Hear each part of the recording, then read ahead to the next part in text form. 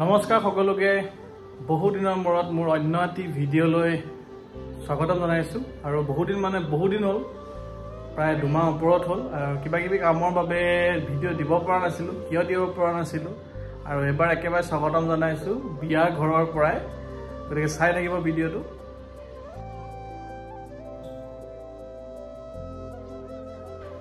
ক'ত ব্যস্ত হৈ আছিলো সেয়া হয়তো বাৰ ভিডিঅ' চাই থকা সকলে গমেই পায় তথাপিও মই এবাৰ কৈ দিছো আসলতে ব্যস্ত হৈ আছিলো ভাদ মাহত আমাৰ হোটেলত নিজৰ হোটেলত আৰু নামঘৰৰ আঠখেলীয়া নামঘৰৰ কিছু কামত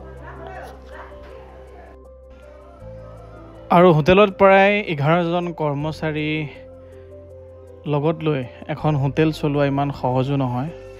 ৰাতিপুৱা 5টা বজাৰ পৰা ৰাতি 11টা বজালৈকে মই হোটেলতে থাকো আৰু যেহেতু নামঘৰৰ মূল দুৱাৰ হেউকিৰ কাৰণে চাকি বন্তি জ্বলাবৰ কাৰণে ৰাতি 10 বজালৈকে খোলা আছিল আৰু সেইবাবে যথেষ্ট ভিৰো হৈছিল এবাৰ আৰু তাৰ পিছতে আনুষংগিক নামঘৰৰ বিভিন্ন ব্যৱস্থাপনা বিভাগৰ ক্ষেত্ৰতো ব্যস্ত হৈ থকাৰ বাবে একদমেই সময় পোৱা নাছিলো এবাৰ যি নহওক এবাৰ বিৰাট ভাল লাগিছিল কাৰণ বহুত ৰাইজৰ মৰম পাইছিলো আমি সকলোৱে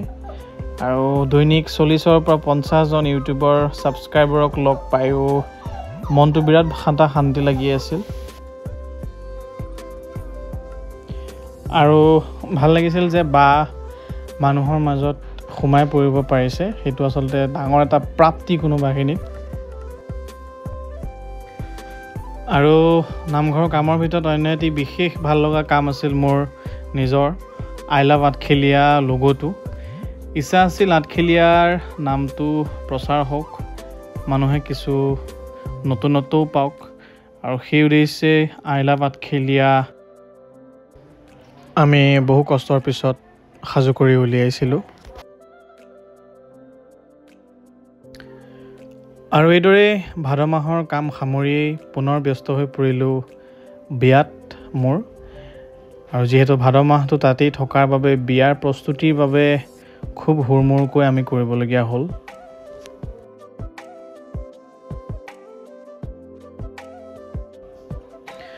আৰু এদিন দুদিনকৈ বিয়াৰ সেই বিশেষ দিনটো আহি পাই গ'লি অৱশেষত অৰ্থাৎ আহিনৰ 19 তাৰিখে 6 অক্টোবৰত আমাৰ জোৰণ 7 তাৰিখে বিয়া আৰু 9 তাৰিখে অভ্যৰ্থনা আৰু এইখিনিতে কেইটামান বিষয় আৰু প্ৰশ্ন ক্লিয়াৰ কৰিব বিচাৰিছোঁ আৰু বহুতে মোক সোধে যে তুমি কিয় ইমান সোনকালে বিয়া পাতিলা আৰু মোক সোধে যে বা আহ্বান জনাই বিয়াৰ পিছত মই সলনি হৈ যাম নেকি বা পুৰি আৰু বাক পাহৰি যাম নেকি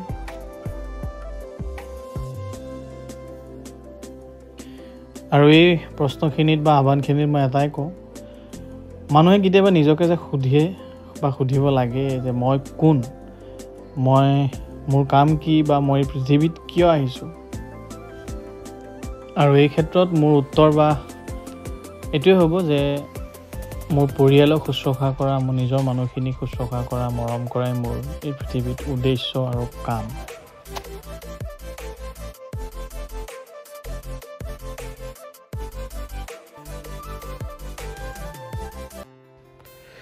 উদয়দাৰ মৃত্যুৰ পিছত ঘৰখন খেলিমেলি হৈ গ'লত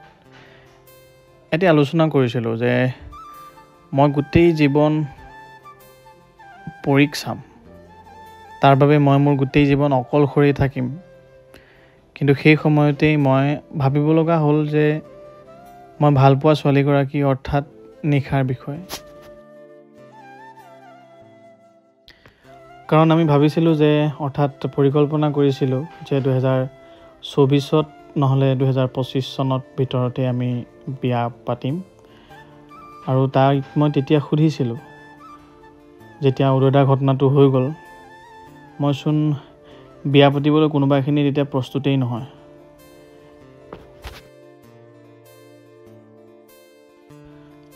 আৰু মই তাইক কৈছিলোঁ যে আমি ইমানখিনিতে আমাৰ সম্পৰ্কটো ৰৈ দিওঁ নেকি কাৰণ বহুত কিবা কিবি হৈ গ'ল আৰু কি হ'ব একো নাজানো পিছত যেতিয়া ভাবিলোঁ যে এয়া কেনেকৈ সম্ভৱ হ'ব? কাৰণ আজি 7 বছৰেই বিয়া পাতিম বুলিয়েইতো একেলগে আছিলোঁ, আৰু হঠাৎ মোৰ বিপদ আহিল বুলিয়েই মই আঁতৰি দিম নেকি?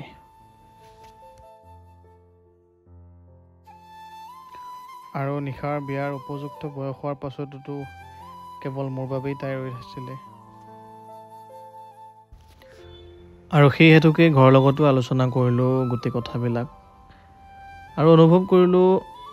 বাৰ ক্ষেত্ৰত যে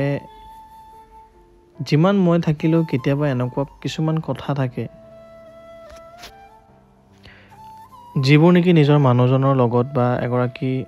খুব বিশ্বাসী বান্ধৱীৰ লগতহে ক'ব পাৰি। আৰু গতিকে আজিকালিনো কোন বিশ্বাসী? আৰু সেয়ে নিশা আজি 5 বছৰৰ পৰা আমাৰ ঘৰখনৰ লগত অন্য এগৰাকী জীয়ৰীৰ দৰে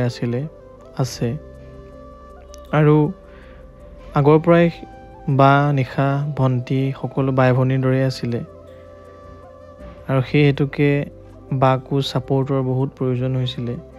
এই গোটেই কথাখিনি আলোচনা কৰি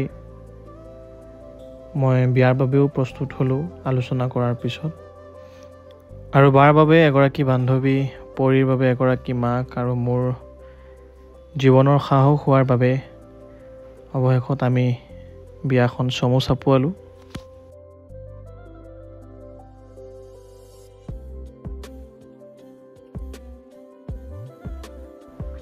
আৰু গতিকে আপোনালোককো নিমন্ত্ৰণ জনালোঁ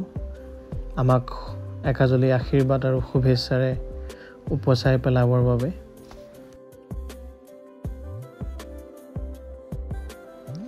আৰু তাৰে আশাৰে